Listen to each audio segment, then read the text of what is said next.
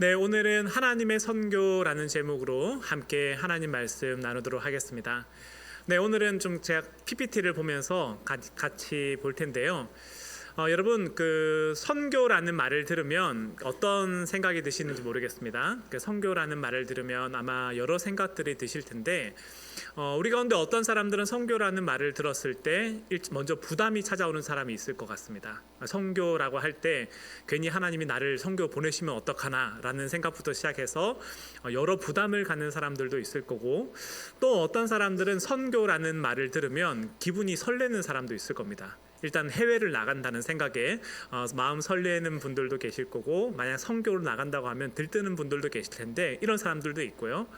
또 어떤 사람들은 선교라고 하면 이게 먼 나라에 있는 일처럼 느껴지는 사람도 있을 겁니다. 그리고 어떤 사람들은 그 선교라는 말을 들었을 때 내가 뭘 할 수 있을까? 내가 하나님에 대해서, 예수님에 대해서 잘 알지도 못하고 복음을 내가 잘 전하지도 못하는데 내가 뭘 할 수 있을까라는 생각을 가지신 분들도 계실 텐데, 그래서 선교라는 말을 들으면 우리가 이런 생각들을 갖는 것 같습니다. 어떤 분들은 막연해지기도 하고요, 어떤 분들은 불안하기도 하고 두렵기도 하고, 또 선교라는 거를 들을 때 우리의 마음 가운데 왠지 모를 오해나 다른 선입견들을 가질 때도 있는데, 그래서 오늘은 우리가 어떤 얘기를 나누려고 하냐면 이 얘기를 같이 나누려고 합니다. 우리가 선교라고 얘기할 때 이 선교에 대해서 사람들마다 저마다 다른 생각들을 가지고 있는데, 선교에 대해서 우리가 어떤 오해를 가지고 있고 그 오해들은 어떤 모습으로 빚어져 왔는지를 좀 살펴보면서 우리가 좀 바르고 정직한 삶으로 나아가면 좋겠다라는 생각이 드는데, 그래서 오늘 이 세 가지 주제에 대해서 같이 얘기를 나누려고 합니다. 먼저 첫 번째는 선교는 성경의 여러 가르침 가운데 하나이지 않을까라는 오해에 대해서 살펴보고, 그리고 두 번째는 선교는 선교사들이 하는 게 아닌가라는 질문에 대해서 같이 살펴보고, 마지막으로 세 번째는 오늘 내가 여기서 과연 무엇을 할 수 있을 것인가라는 질문에 대해서 함께 살펴보면 좋겠는데, 먼저는 그 선교는 성경의 여러 가르침 가운데 하나가 아닌가라는 질문에 대해서 같이 살펴보도록 하겠습니다. 실제로 여러분, 선교라는 말을 들을 때 제일 먼저 떠오르는 말씀이 어디입니까? 선교라는 말을 들을 때 이 두 말씀이 제일 먼저 떠오르죠. 마태복음 28장 19절을 보시면 한번 같이 읽어볼까요? 같이 읽겠습니다. 시작. 그러므로 너희는 가서 모든 민족을 제자로 삼아 아버지와 아들과 성령의 이름으로 세례를 베풀고. 아멘. 여러분, 지금 이 말씀이 마태복음 28장 맨 마지막에 기록되어 있는데, 우리 주님이 제자들한테 뭐라고 합니까? 너희는 가서 모든 민족으로 제자를 삼아라 라고 얘기하니까, 선교라고 생각할 때 1차적으로 어떤 생각이 들어요? 우리가 어디로 가야 된다라는 생각이 들죠.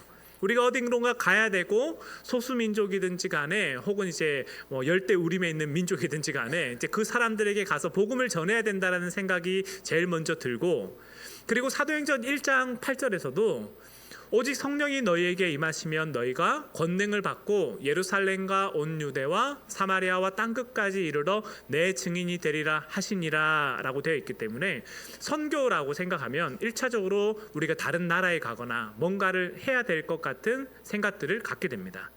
그래서 사람들이 선교라고 얘기할 때 이 두 구절을 가지고 선교의 대부분의 얘기들을 하려고 하는데, 여러분, 선교라는 것을 이렇게 얘기하면서 이제 이걸 대위임령이라고 얘기하죠. 주님이 우리 가운데 주신 지상 명령, 이렇게 얘기를 하는데, 사람들이 이런 얘기를 합니다.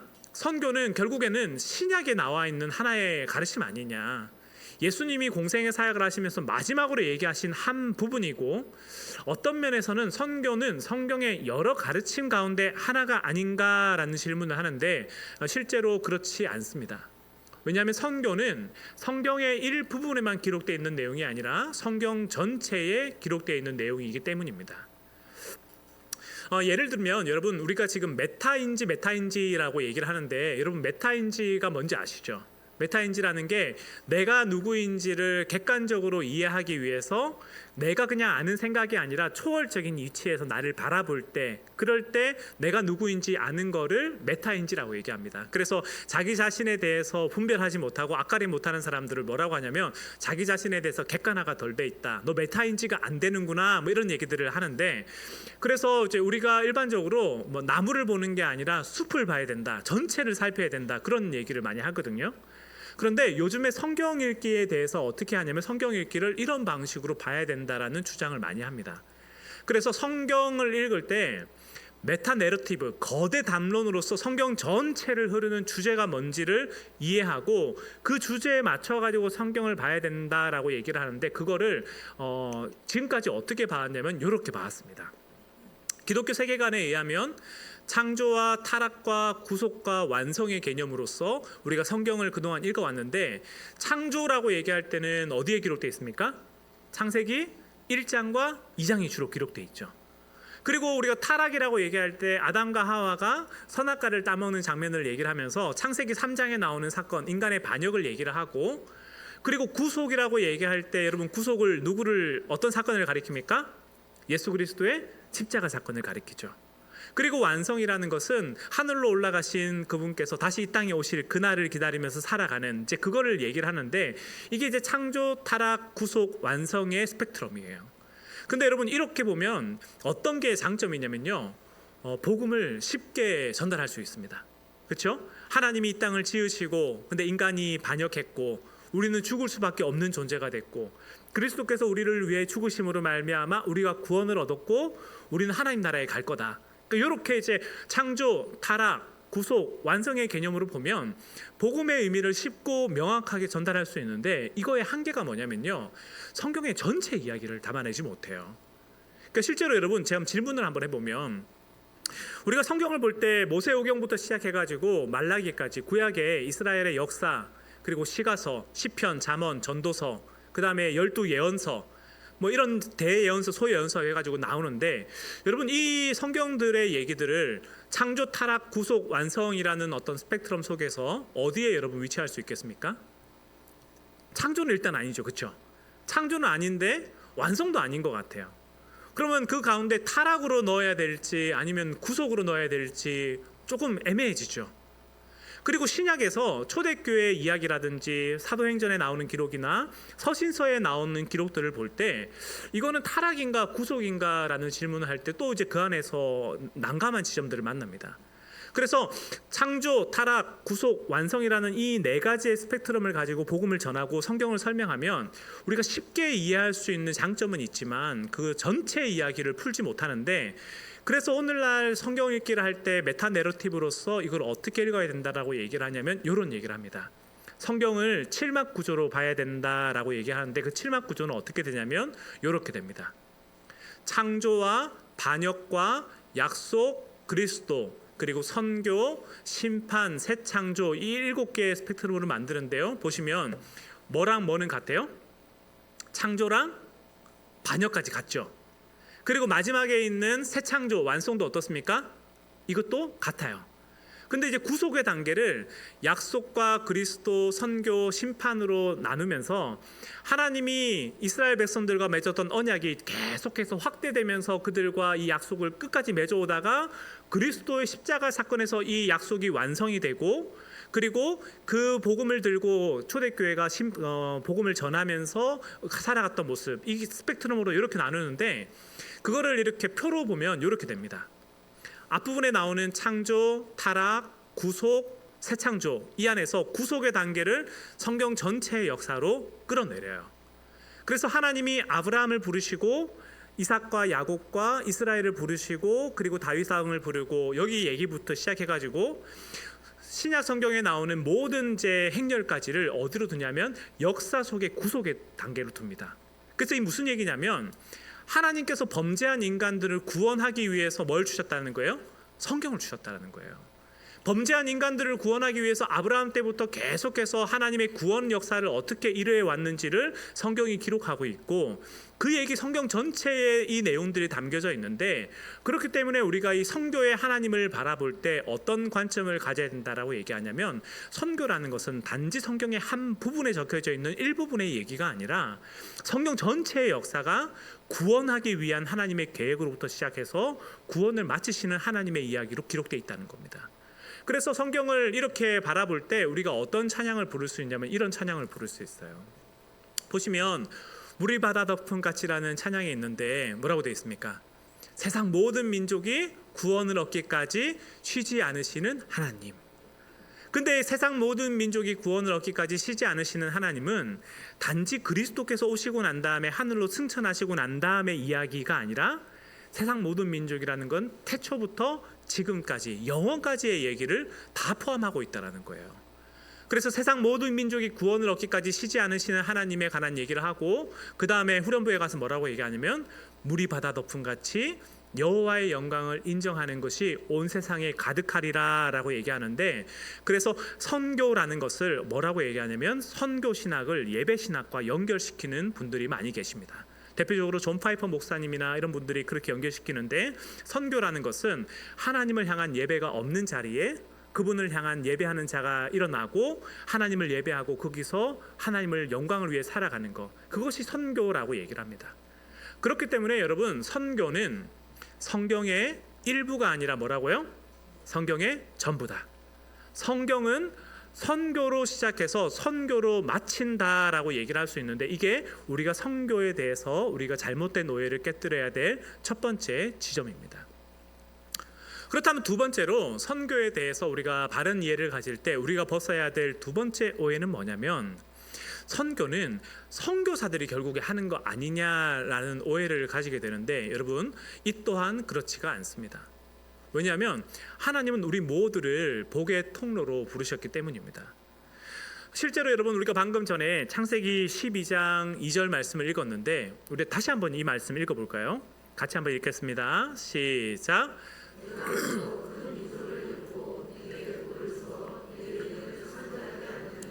너는 복이 될지라. 아멘. 여러분 보시면 지금 하나님이 아브라함을 부르고 난 다음에 뭐라고 합니까? 내가 너로 큰 민족을 이루고 내게 복을 주어 내 이름을 창대하게 하리니 라고 얘기하죠. 근데 아브라함을 부른 사명이 여기서 끝나는 게 아니에요. 어디로 가냐면 너는 복이 될지라 라고 되어 있는데, 이게 여러분 옛날에 개역 한글 성경에 뭐라고 기록되는지 혹시 기억나시나요? 복의 근원이 될지라. 그렇죠? 그러니까 저는 그 번역이 사실 더 잘 와닿는데, 우리가 하나님께서 복을 주시면 그 복을 어디로 가르쳤냐면 나 하나에게, 우리 가정에게만 국한시키는 것이 아니라 이 복을 흘려보내야 된다라고 얘기를 하는 거죠. 그래서 복이 될지라, 너는 복의 근원이 되어야 된다, 너는 복의 통로가 되어야 된다라는 것이 아브라함을 향한 부르심이었는데, 여러분 이 부르심이 이스라엘 백성들에게 동일하게 전파됩니다. 보시면 여러분, 출애굽기 19장을 보면 이게 이스라엘 백성들과 하나님이 시내산 언약을 맺으면서 십계명을 부여받는 장면인데, 뭐라고 하냐면 19장 5절에 이렇게 돼 있죠. 세계가 다 내게 속했으니 너희가 내 말을 잘 듣고 내 언약을 지키면, 그 다음 뭐라고 합니까? 너희는 모든 민족 중에서 내 소유가 되겠고. 이게 무슨 얘기냐면 이스라엘 백성들의 정체성에 관한 얘기예요. 너희가 내 말을 잘 듣고 내 언약을 지키면 너희는 내 사랑하는 아들과 딸이 될 거야. 내가 너희를 내 백성으로 삼았어 라고 하면서 이스라엘 백성들의 정체성을 삼고 난 다음에, 그 다음에 뭐라고 하냐면 너희가 내게 대하여 뭐라고 합니까? 제사장 나라가 된다라고 얘기하죠. 여기서 제사장 나라가 된다라는 건 어떤 개념이냐면, 하나님과 이스라엘 백성들이 서로 떨어져 있을 때 그 중간에 연결고리 역할을 하는 게 누구예요? 그게 제사장이죠. 이스라엘 백성들이 죄를 범해서 하나님 앞에 나가지 못할 때 제사장이 이스라엘 백성들의 죄를 대신해서 사해주고 하나님 앞에 나아갈 수 있는 제사 제도의 중간 다리 역할들을 하게 되는데, 제사장 나라라는 것은 어떤 거냐면 하나님과 하나님을 믿지 못하는 열방들 가운데서 이스라엘이 그 중간에 복의 통로로 브릿지 역할을 한다라는 것이 제사장 나라의 개념입니다. 그래서 이게 이스라엘 백성들의 사명이 되고, 하나님께서 이스라엘 백성들에게 어떻게 살라고 얘기하냐면 너희는 거룩한 백성으로 살아야 된다, 그것이 너희의 삶의 방식이라고 얘기하는데, 이게 누구의 부르심이냐면 아브라함에서 이스라엘 공동체로 옮겨올 때의 부르심이었어요. 그리고 이게 신약으로 와가지고 베드로전서에서 모든 사람을 향한 부르심으로 똑같이 연결되게 되는데, 베드로전서 2장 9절을 보면 이렇게 되어 있습니다. 한번 같이 읽어볼까요? 시작. 너희는 택하신 족속이요 왕같은 제사장들이요 거룩한 나라요 그의 소유가 된 백성이니, 이는 너희를 어두운 데서 불러내어 그의 기이한 빛에 들어가게 하신 이의 아름다운 덕을 선포하게 하려 하심이라. 아멘. 여러분 여기도 보시면 세 가지로 나눠지거든요. 정체성, 이스라엘 백성들의 우리 모두의 정체성이 뭡니까? 너희는 택하신 족속, 너희는 그의 소유가 된 백성. 그러니까 우리의 정체성은 뭐냐면 하나님 앞에 그렇게 사랑받는 존재가 된 것이 우리의 정체성이라는 거예요. 근데 이 정체성만으로 그치는 것이 아니라 우리에게 사명을 주는데 어떤 사명을 줍니까? 파란색 글씨를 보면 왕 같은 제사장으로서, 이스라엘 백성들이 하나님을 모르는 사람들에게 제사장 나라가 됐던 것처럼 하나님이 우리를 이제 뭐로 부르시냐면 왕 같은 제사장으로 부르셔가지고 그 은혜를 끼칠 수 있는 복의 통로로 삼으신다라는 거죠. 그렇기 때문에 우리는 어떤 삶의 방식을 가지고 살아야 되냐면 거룩한 나라로 살고 하나님의 아름다운 덕을 선포하는 자로 살아가는 것이 우리의 삶의 방식이라는 겁니다. 그래서 성경 전체를 보면 아브라함, 이스라엘, 그리고 우리 모두에게 주어진 부르심이 이 세 가지의 부르심들을 같이 가지고 있는데, 여러분 이거를 그 오스기니스라는 분이 뭐라고 얘기하냐면 1차적 소명과 2차적 소명으로 나눠요. 그래서 여러분 1차적 소명이라고 하면 어떤 거냐면 모든 사람에게 주어진 부르심, 모든 사람들이 하나님을 영화롭게 하고 그분을 경배하는 것, 그게 누구에게 주어진 부르심이라는 거예요? 우리 모두에게 주어진 부르심이라는 거죠. 그리고 2차적 부르심이라는 거는 구체적인 삶의 자리에서의 역할들을 가리키는데 쉽게 얘기하면 뭐라고 볼 수 있냐면 직업이라고 볼 수 있습니다. 그래서 여러분 우리가 소명을 구한다라고 얘기할 때 사람들이 흔한 어떤 오해를 하냐면 내가 어떤 직업을 가질 것인지, 그게 이제 소명을 갖는 거라고 생각하는데 사실 그거는 2차적 부르심으로서의 소명이에요. 1차적으로는 우리 모든 사람들이 하나님을 영화롭게 하는 삶의 위치로 부름받았고 그 삶의 모든 자리가 하나님을 섬기는 자리라는 것이 1차적 부르심이고, 2차적 부르심, 저처럼 목사라든지 선교사라든지 어떤 교사라든지 주부나 자기 위치에 있는 이 모든 부르심들은 사실은 2차적 부르심의 위치에 있기 때문에 2차적 부르심의 위치는 어디에 있든지 간에 크게 중요하지 않다라고 얘기를 합니다. 어떤 직업의 우열이 있는 것이 아니라 모든 사람들이 하나님을 영화롭게 할 수 있는 위치에 서 있기 때문에 각자가 서 있는 그 삶의 자리에서 그분을 영화롭게 해야 된다라고 얘기를 하거든요. 그래서 이걸 여러분 선교의 지표에서 이 5가지 스펙트럼으로 나눠요. 보시면 오른쪽 제일 위에 뭐가 있습니까? 오른쪽 메뉴 뭐 있죠? 복음 전도. 우리가 일반적으로 선교라고 생각할 때 얘기하는 하나님 나라 복음을 전하고 그리고 믿지 않는 사람들에게 예수 그리스도를 소개하고, 그게 뭐냐면 그게 선교의 한 표지고, 두 번째 표지는 뭐냐면 여러분 가르치는 겁니다. 그러니까 실제로 우리나라의 선교사들이 제일 먼저 들어왔을 때 1900년도 초에 여러분 선교사들이 우리나라 와서 제일 먼저 한 게 뭡니까? 2가지 했잖아요. 학교를 짓고, 그렇죠? 그 다음 또 뭐 했습니까? 병원을 짓고. 그러니까 와가지고 이 사람들한테 전혀 성경에 대한 문맹 상태에 놓여져 있고, 그리고 어떤 사람들을 대하는 법, 그리고 이제 뭐 모든 부분에 있어서 아직 깨어 있지 못한 것들을 생각할 때 학교를 만들어서 남녀를 노선하고 배울 수 있는 기회들을 주고, 그리고 병원을 만들어서 치료를 받지 못하는 사람들을 낫게 하고, 그렇게 하면서 선교의 길들을 열었잖아요. 그런데 이게 복음을 전하기 위해서 중간 다리로서의 학교를 짓고 그냥 병원을 지은 게 아니라 선교사들은 이 일 자체를 뭐로 생각을 했냐면 그 자체를 선교라고 생각을 했어요. 그래서 우리가 누군가를 가르치고 누군가에게 어떤 것들을 깨이는 일을 할 때 그 자체가 선교입니다. 우리가 주일학교 학생들에게 땅끝까지 복음을 전한다, 다음 세대, 땅끝 세대 얘기하는데 여러분 이것이 그냥 말로 하는 게 아니라 그 자체가 실제로 선교 활동이고, 그리고 아픈 사람들, 가난한 사람들, 그 사람들을 돕고 섬기는 모든 활동들이 긍휼로서의 선교예요. 그리고 보시면 정의라는 지점도 있는데, 영국에서 활동했던 윌리엄 윌버퍼스라는 영국 의원은 18세기, 19세기를 지내면서 영국 사회가 어떤 일들 때문에 제일 힘들어했냐면 노예 제도 때문에 힘들어했죠. 우리가 그리스도를 믿는데 노예들을 두고 이렇게 하는 것이 맞느냐, 이 성경적 가치와 세상의 가치가 충돌이 생기니까 어떻게 하냐면 노예 폐지법 발의를 하잖아요. 그래서 윌리엄 윌버퍼스가 오랜 시간들을 투쟁하면서 노예 제도를 폐지를 하게 되는데, 우리 입장에서는 이것이 당연한 것처럼 느껴지지만 그 당시 영국 사회에서는 이것이 전혀 당연한 일이 아니었습니다. 그런데 이 사람은 자기가 가지고 있는 정치권에서 그 일들을 하면서 노예 제도를 폐지했는데, 이거를 선교학의 개념에서 보면 뭐라고 할 수 있냐면 정의의 개념으로서의 선교라고 얘기를 합니다. 그래서 시편을 보면 정의와 평화가 입맞출 때까지 우리는 살아가야 된다. 정의와 평화가 입맞출 때까지 우리의 삶을 샬롬으로서 드려야 된다라는 얘기를 하는데, 그것이 정의로서의 선교고, 그리고 창조 세계를 돌보는 것 또한 하나님 우리 가운데 주신 선교의 한 영역입니다. 오늘날 지구 기후 위기라든지 여러 상황들 속에서 어려움을 겪고 있는데, 그게 원 하나님 나라 선교랑 연결이 되냐 이렇게 질문할 수 있는데, 여러분 이걸 보시면 단박에 이해가 되실 겁니다. 왜냐하면 보시면 창세기 3장에서 죄로 인해서 세상이 깨지죠, 그렇죠? 그래서 아담과 하와가 선악과를 따먹고 난 다음에 어떻게 합니까? 하나님을 피해서 숨죠. 누구와 누구와의 관계가 깨졌냐면 하나님과 아담과 하와의 관계가 깨졌어요. 그래서 인간이 어떻게 됩니까? 죽음에 이르게 되죠. 근데 창세기 3장에서의 죄의 결과를 보면요, 하나님과 인간과의 관계만 깨진 게 아니에요. 누구랑 누구의 관계가 깨집니까? 아담과 하와의 관계가 깨져요. 서로 비난하고 서로 증오하고, 여자는 남자를 다스리기를 원하고, 남녀 안에서의 갈등의 문제가 계속 벌어지거든요. 그래서 하나님이 인간을 처음 만들었을 때는 모든 사람이 하나님의 형상을 따라 지음받은 존귀한 자라고 생각했는데, 죄의 결과로서는 사람이 사람을 압제하는 결과를 초래하게 되죠. 그리고 인간과 땅의 결과를 보면 인간과 땅의 결과도 파괴가 되는데, 하나님이 아담과 하와에게 뭐라고 합니까?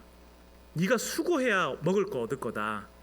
땅이 너에게 엉겅퀴를 낼 거다 라고 얘기하면서 땅과 인간 사회 속에서의 관계가 파괴되게 되는데, 골로새서 1장 10절의 기록을 보면 만물을 회복케 하는 복음으로서의 하나님 나라를 얘기합니다. 이건 무슨 얘기냐면, 예수 그리스도를 우리가 믿게 됐을 때 누구의 관계가 회복된다라는 거예요? 첫 번째는 하나님과 우리의 관계가 회복된다라는 거죠. 그런데 복음은 여기서 끝나는 것이 아니라 누구와 누구의 관계도 회복돼야 되는 거냐면 인간과 인간 사이에서의 관계가 회복돼야 된다라는 거예요. 오늘날 자유주의 경제 속에 들어가 있으면서 누군가를 착취하고 억압하고 인간을 상품화시키고, 이 모든 일들이 어떤 결과라고 얘기를 하냐면 이 모든 것은 죄의 결과다. 그냥 사회의 어떤 구조물의 결과가 아니라 죄의 결과로서 인간과 인간이 파괴되어 있는데, 그러면 복음을 우리가 바르게 알게 되면 사람을 어떻게 봐야 되냐면 존귀한 모습으로 대해야 된다는 거죠.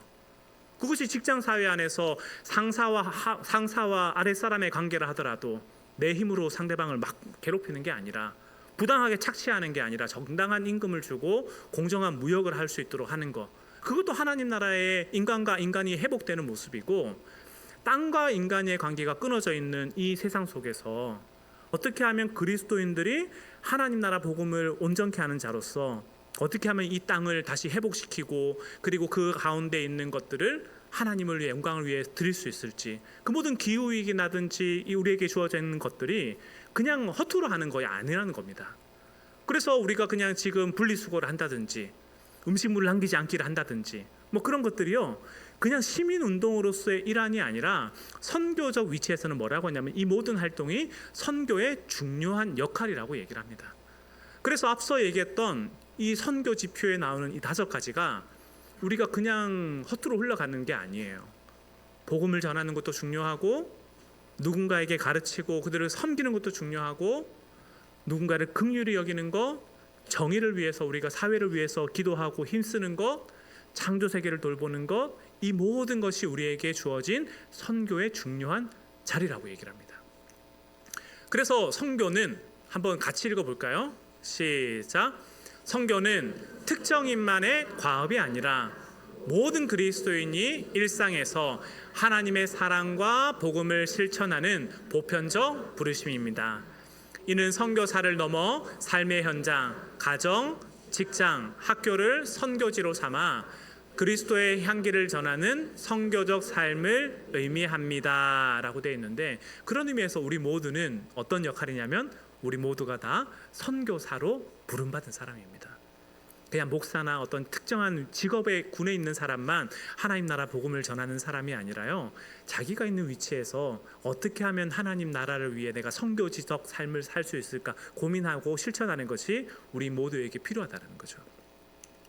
그렇다면 마지막 3번째로, 선교에 대한 오해를 걷어내고 우리가 바르고 정직한 길로 나아가기 위해서 내가 과연 뭘 할 수 있을까라는 질문을 할 텐데, 저는 우리가 할 수 있는 게 너무 많다고 생각합니다. 왜냐하면 우리가 살아가는 삶 자체가 선교적 삶이기 때문입니다. 제가 두 사람을 좀 예로 들어 드릴 건데, 여러분 보시면 이분을 아시는지 모르겠어요. 저랑 먼 친척 관계 있는 분은 아니고 김건희 씨라고 극단 대표입니다. 극단 대표. 근데 이제 극단 대표인데 이분이 어떤 고민을 했냐면, 내가 극단을 운영하면서 어떻게 하면 이 극단을 하나님이 주신 원리대로 이 극단을 좀 운영할 수 있을까? 그래서 그런 고민을 가지고 이 극단을 운영을 하고, 그리고 어떤 작품을 올릴 때 그 안에 좀 기독교적 색채, 하나님 원하시는 방식들을 좀 담아내기 위해서 되게 고민을 많이 하면서 극단을 운영해요. 그런데 그거는 자기의 또 하나의 삶의 자리고, 이 사람이 뭘 잘하냐면 그림을 잘 그려요. 근데 자기가 생각할 때 내가 복음을 논리정연하게 뭘 할 수는 없을 것 같고, 자기가 그림을 잘 그리니까 겨울에 뭘 했냐면 귤을 사가지고, 겨울철에 이제 귤이 좀 가격이 떨어지잖아요. 이제 그때 귤을 왕창 사가지고 이제 그림을 그려가지고 그걸 사람들한테 주는 거예요. 그래서 여러분 왼쪽 지금 하단을 보시면 귤 파마머리 한 귤이 있잖아요. 이제 그게 그 옆에 있는 그 시장상에 계신 할머니를 이제 그려준 거거든요. 그려주면서 뭐라고 하냐면, 예수님 당신을 사랑하십니다, 이렇게 얘기하면서 그냥 귤을 하나 주고 가는 거죠. 그러니까 어떤 의미에서는 여러분 복음을 처음부터 끝까지 다 전했다라고 할 수는 없잖아요. 그런데 뭐가 전해지냐면 이 사람을 사랑하는 그 사람의 마음이 느껴지는 거죠. 그래서 이 극단 주변에 뭐가 있냐면 사창가가 있는데, 사창가에 계신 분들한테도 가가지고 이 귤에다가 그림을 그려가지고 주면서 예수님 당신을 사랑하십니다, 이런 얘기, 당신의 마음의 어려움을 아십니다, 이런 얘기를 하면서 갔는데, 이 활동을 하면서 이 사창가에 계신 분들이 이 오빠한테 반해가지고 나 오늘 오빠 품에 안겨도 돼, 이런 얘기를 하면서 서로 농담을 하고 이제 그렇게 지냈는데, 김건희 씨가 자기를 소개하면서 뭐라고 얘기하냐면, 나는 그냥 예수를 믿는 청년입니다 라고 하면서 이 얘기를 했어요. 근데 이분의 삶이 많은 분들한테 되게 큰 울림을 줬었어요. 그리고 또 다른 한 분은, 여러분 이 누군지 아실까요? 네, 저희 형이 아니고요. 주호민 작가라고 신과 함께라는 영화 웹툰을 그린 분인데, 이분이 원래는 예수님을 안 믿었습니다. 원래는 예수님을 안 믿었는데 이분에게 누가 있냐면 장애아를 두고 있었거든요. 그래서 이 주호민 씨가 장애아를 데리고 있으면서 되게 어려웠어요. 그래서 알다시피 우리가 1, 2년 전에 이 주호민 씨가 언론에 되게 크게 한번 오르내린 적이 있었잖아요. 근데 이제 그때 자기가 장애아를 둔 아빠로서 되게 여러 고민들이 많았는데, 아무도 이제 내 얘기에 귀를 기울여 주지 않고 그냥 놓여져 있는 상황 속에서 힘들어할 때에 뭐라고 얘기하냐면 이렇게 얘기합니다. 자기는 한국 교회에 대한 인상이 별로 좋지도 않았고, 그리고 이런 문제들에 대해서 한국 교회 자체가 별로 관심도 없을 거라고 생각을 했는데, 이분이 사는 데가 용인에 있는 고길인데, 그 고길이에 있는 고기교회라는 곳에서 주호민 씨에게 와가지고 말을 건네고, 그리고 그 얘기를 들어주고, 이제 그러면서 이 사람에게 관심을 가져주기 시작했어요. 그리고 난 다음에 주호민 씨가 이제 예수님에 대해서 조금씩 마을 문을 열어가고 나중에 그 교회를 섬기게 됐는데, 그 안에 들어가서 이제 교사들이 많이 있습니다. 그 안에 교사들이 많이 있어가지고 어떤 오해들이 있었고 어떤 속사정이 있었는지를 얘기하면서 마음을 풀고 그런 시간들을 보냈는데, 주호민 씨가 나중에 하는 얘기가 그런 거예요. 자기가 누군가 쓰러져 있을 때 내가 손 내민 적이 있었나, 그런 적들이 없었던 것 같다라는 걸 반성하면서, 고기교회 사람들이 나에게 손을 내밀어 줬던 것처럼 나도 누군가에게 손을 내밀고 싶다. 그래서 사회적 약자라든지 어려운 가운데 있는 분들에게 관심을 가지고 이분이 신앙생활을 하기 시작했는데, 근래에 어떤 것들이 얘기됐냐면, 이분이 얼마 전에 이제 쿠팡에서 실제 이렇게 얘기하는 거 그렇지만, 쿠팡에서 노동자가 이제 죽게 되는 일이 있었잖아요. 그래서 그 일들을 바라보면서 위로하는 기도회라든지 그런 데 참여하면서 그 사람들과 함께 연대하는 일들을 하면서 특송을 하고 이제 그런 것들이 얘기가 됐어요. 그러면서 주호민 씨가 뭐라고 얘기하냐면, 나처럼 아무도 사람들이 관심을 갖지 않던 사람들에게 교회가 관심을 가져줬던 것처럼 나도 누군가에게 관심을 가지고 그 사람들의 비빌 언덕이 되면 좋겠다. 이제 그렇게 얘기하면서 자기의 삶의 방향들을 바꿨는데, 여러분 이런 것들이 다 어떤 활동이냐면 그게 선교적 활동입니다. 실제로 구원에 나오는, 성경에 나오는 구원이라는 말은, 우리가 구원이라는 말을 쓸 때 3번 제사함과 하나님과의 관계가 회복되는 것에서만 구원이라는 말을 주로 쓰는데, 성경을 자세히 보면 구원이라는 말은 언제도 사용하냐면요, 어려운 가운데 있던 사람들이 위기를 벗어났을 때 그때 구원받았다라고 얘기를 하고, 질병과 고통으로부터 병이 낫게 되었을 때 그때도 구원받았다고 얘기합니다. 나라를 잃어버렸다가 나라를 되찾았을 때 구원받았다라고 얘기하고, 민족적인 어려움이 있을 때 그 상황들이 벗어났을 때 구원받았다라고 얘기하고, 만물이 회복되고 이 땅 가운데 하나님의 평화가 임하는 것도 구원받았다라고 얘기합니다. 그렇다면 우리가 구원을 전하는 삶으로 살아갈 때 어떤 활동을 할 수 있냐면요, 아픈 사람들을 위해 기도하는 거 뭐 하는 겁니까? 선교적 활동이라는 거예요. 창조 세계를 돌보고 이 땅 가운데 깨어진 곳들에 가서 분열의 자리를 막아서는 거, 그거 창조적 활동이고, 우리나라 가운데 전 세계적으로 깨어진 가정, 깨어진 상황 속에 있는 자들을 위해서 중보하는 것, 그것도 선교적 활동이고, 나라의 해방과 통일과 우리의 삶의 경제적인 어떤 민주화 모든 영역에서 이루어지는 이 일들이 하나님이 바라는 선교적 활동의 역할이라는 겁니다. 그렇기 때문에 우리가 살아가는 그 직군이 뭐든지 간에 그 직군 속에서 하나님의 영광을 위해 살아가는 걸 고민하는 게 필요해요. 그래서 저는 오늘 이제 설교를 마치고 난 다음에 여러분들이 돌아가서 구체적인 고민을 해보시면 좋겠어요. 내가 복음을 전하기 위해서, 누군가를 가르치기 위해서, 우리 지금 중고등부, 유초등부 활동하고 그러면서 섬기는 분들이 되게 또 애쓰시는데, 섬기는 분들 이렇게 다음 세대를 위해서 함께 나서는 것, 그것도 저는 선교 활동이라고, 중요한 선교 활동이라고 생각하거든요. 가르치는 영역에서, 우리 가정에서 어떻게 자녀들을 가르칠 것인가, 내가 학원 교사라면 모든 영역에서 가르침, 긍휼, 정의, 그리고 창조 세계를 돌본 자영업이든 어떤 활동에 있든지 간에 그 속에서 내가 하나님 나라 백성으로서 어떻게 살아갈지를 조금 구체적으로 한번 되돌아보는 시간들을 꼭 가져보면 좋겠습니다. 그리고 그거를 위해서 여러분 시간과 우리의 물질을 드리기를 저는 아까워하지 않았으면 좋겠어요. 실제로 저는 저 개인적으로는 저는 어떻게 하냐면, 제 시간의 일부를 하나님 앞에 드리는 것도 되게 중요하지만 저는 제 재정에 제 원칙이 있습니다. 어떤 원칙이냐면 3%는 선교 헌금을 위해서 쓴다라는 게 제 재정의 원칙이에요. 왜냐하면 바닷물을 짜게 하는, 바닷물이 바닷물 되게 하려면 몇 퍼센트의 염도가 있어야 한다고 합니까? 3%, 3.5% 그 얘기를 하는데, 그래서 그 교회들에서 그런 얘기를 하죠. 오늘날 이 땅에 있는 많은 한국 교회가 있지만 3%의 교회가 정말 짠맛을 내는 교회라면 오늘날 한국 사회가 이러지 않을 건데, 오늘날 많은 그리스도인들이 있지만 그 가운데 3%가 정말 짠맛을 내고 빛과 소금으로 살아가는 사람이 있다면 오늘 이 시대가 그렇지 않을 건데 라는, 저는 그 말을 믿어요. 그래서 제 재정의 3%는 선교 헌금을 위해서 떼어놓고 그렇게 하는데, 우리가 앞서서 얘기했던 선교적 지표로서의 역할에서 내가 직접적으로 참여할 수 있는 부분이 있다면 직접적으로 참여하고 그 가운데 동참하면 좋겠지만, 만약에 내가 직접적으로 하기가 힘들다 그러면 그 일을 하고 있는 분들을 위해서 기도하고, 그리고 거기에 내 재정을 흘려보내는 건 저는 어떤 활동이라고 생각하냐면 그게 선교 활동이라고 생각합니다. 그래서 우리가 교회에서 선교 헌금을 하고 있는데, 저는 그 자리에 우리 성도님들께서 지금까지 기쁘게 해오셨던 것처럼 앞으로도 우리가 이 일을 계속 해가면 좋겠습니다. 그래서 우리 주보를 보면 지금 뒤에 우리 후원하는 기관, 선교사님들 여러 군데가 있잖아요. 올해를 시작하면서 조금 변경이 좀 됐어요. 이제 공식적으로 말씀을 드리면, 우리 그 후원하던 교회에서 5교회는 지금 빠졌는데, 이유가 이제 우리 설 목사님하고 얘기를 나누는데, 이제 우리 교회를 좀 자립을 하려고 합니다. 이제 교회에서 그동안 섬겨주셔서 너무 감사합니다라고 하면서 이제 본인 교회에서 좀 빼주면 좋겠다라고 했어요.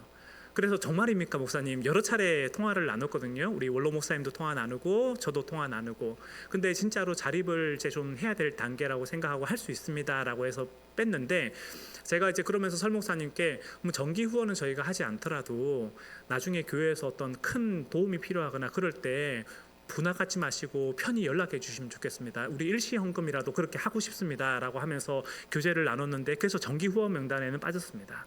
그리고 이제 지금 다른 기관들이나 여기들을 하고, 그리고 태국 선교 같은 경우에 제가 밴드에 글을 올렸지만 그게 있던 지금 학생들의 수는 좀 줄어들었지만 지금 그 안에서 좀 큰 변화가 생기고 있어요. 회이펑을 섬기던 선교사님이 한국으로 지금 급히 돌아오게 되셨고, 지금 거기 사역자가 이제 박훈재 선교사님이 다 하게 됐습니다. 그래서 현지에 지금 현지 선교사가 아니죠, 현지인들을 사역자로 세우고 그분들을 위한 사례들을 이제 같이 드리고 센터를 운영하는 데 있어서 어려움이 많다라는 걸 알게 됐어요. 그래서 기존에 1대1로 후원하던 분들 외에도 우리가 이 현지인 사역자와 그 기관을 돕기 위해서 작년에 하던 만큼의 규모는 계속 유지해가면 좋겠다라는 생각을 하게 됐는데, 기존의 결연 관계로 하고 계시던 분들은 계속해서 하면 좋겠고, 그 외에도 우리가 좀 같이 동참하기를 원하는 분들은 함께 하면 좋겠다라는 생각이 듭니다. 그래서 우리 교회 안에서 필요한 기관이나 단체들이나 여기에 계속해서 우리가 서포트할 뿐만 아니라 그쪽에서 어떤 기도 제목이 있고 어떤 정보가 필요하고 이런 얘기들을 교회 전체적으로 같이 공유하는 작업들을 앞으로도 계속 해가려고 해요. 그래서 그냥 단순히 돈을 보내는 게 아니라 마음과 마음이 연결되고 하나 되면 관계가 되면 좋겠다라는 생각을 가지고 있는데, 우리가 이 일 가운데 계속해서 기쁨으로 동참하면 좋겠습니다. 실제로 이제 3월 달에 이분들이 오거든요.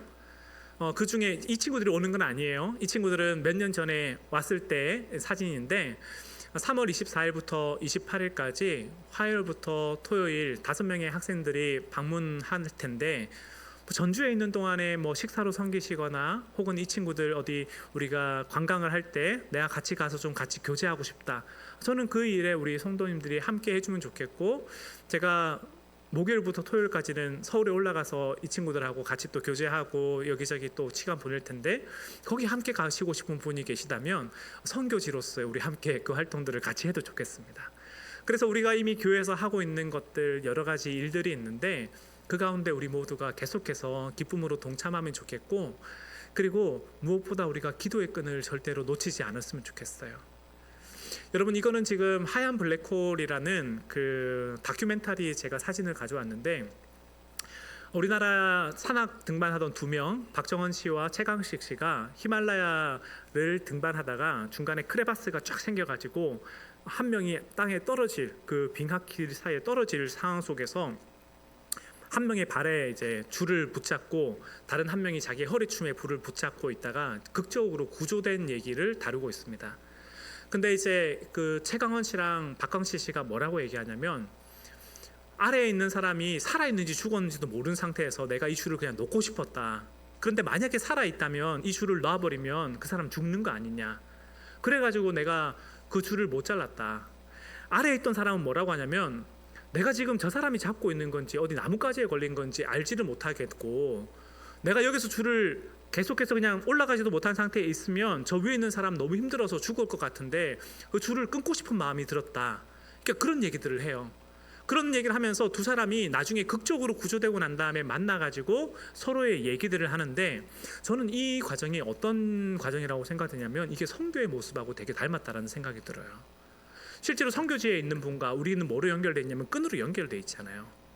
우리의 인생이 너무 힘들 때 사실은 그 줄을 끊고 싶은 마음들이 들 때가 있습니다.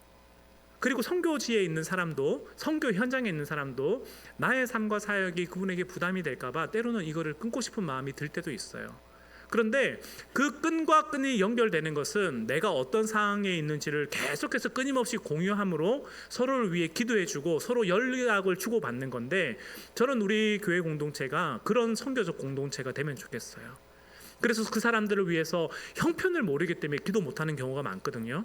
그 사람들 잘 모르기 때문에. 근데 우리의 기도의 끈들이 계속 이어져 감으로써 함께 연결된 우리 공동체 되면 좋겠고, 그렇게 우리 공동체가 하나님 안에서 귀히 쓰임 받았으면 좋겠습니다. 그래서 제가 오늘 짧은 시간이지만 여러분들한테 계속 많은 말씀을 좀 드렸는데 우리의 인생이 가든지 보내든지 기회가 닿는 대로 선교적 삶을 살면 좋겠습니다. 그래서 결국 말씀을 마무리할 건데요. 하나님의 선교라고 얘기할 땐 이 두 의미가 있습니다. 태초부터 지금까지 하나님은 선교를 위해 일하셨고, 그리고 하나님 뭐라고 합니까? 하나님 그 선교의 자리로 우리를 부르고 계십니다. 그렇기 때문에 그 하나님이 일하시는 선교의 자리에 우리의 인생 또한 기쁨으로 나아가서 주님 앞에 우리의 삶을 드리면 좋겠는데, 오늘 우리 모든 성도님들이 그 부르심 앞에 기쁨으로 응답하기를 소망합니다. 이것이 다른 사람 누군가의 부르심이 아니라 우리 모두의 부르심임을 기억하고, 오늘 우리의 인생의 삶의 자리에서 내 시간과 내 물질과 내 삶을 들여서 그분을 영화롭게 하는 것, 그 소망 가운데 살아가는 우리 모두가 되면 좋겠고, 그렇게 우리의 인생이 하나님 앞에 드려질 때 하나님께서 우리의 삶을 기뻐 받으실 것입니다. 바라기는 오늘 저와 우리 공동체가 그 부르심 앞에 아멘으로 기쁨으로 순종하길 주의 이름으로 간절히 축복합니다.